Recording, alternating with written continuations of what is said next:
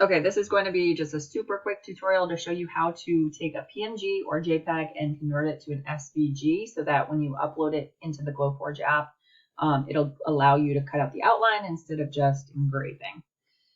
All right, so this is Inkscapes. I just opened a new document. I'm going to hit File, Import, and pull up my image. So I had a cake topper we had done kind of recently. Here it is. Open. All right, so here it is. Make sure you select it. Okay, so it should be highlighted like that.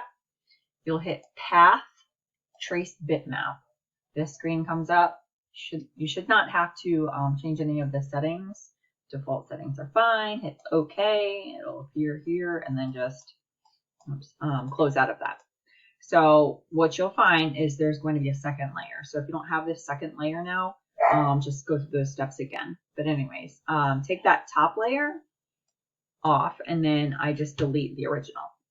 Okay, that's literally all you have to do. A couple other things that I like about Inkscapes is I will hit Path, Break Apart. Probably not for this, but if I want to be able to move things around in the Glowforge app, that'll allow me to take any of the individual pieces and like move them around so I can save space on the board.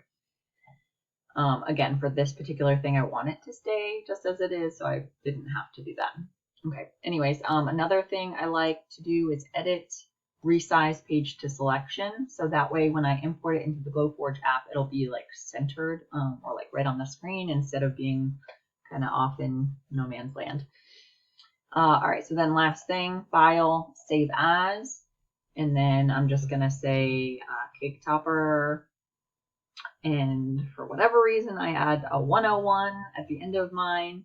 And then it'll save as an SVG automatically, but you can just double check that right here. Hit save, and then you're good to go.